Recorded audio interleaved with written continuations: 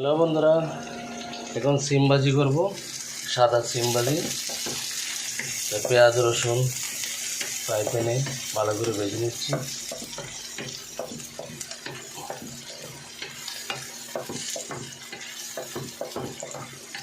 ভাজা হয়ে গেলে পরে সিম দিয়ে ভেজে নামিয়ে নিব আজকের সিম ভাজি। একটু হলুদ, একটু ধনিয়া গুঁড়া, একটু মরিচের গুঁড়া দিয়ে দিলাম কালার হওয়ার জন্য। ভাজিটা কেমন হলো অবশ্যই কমেন্ট করে জানাবেন।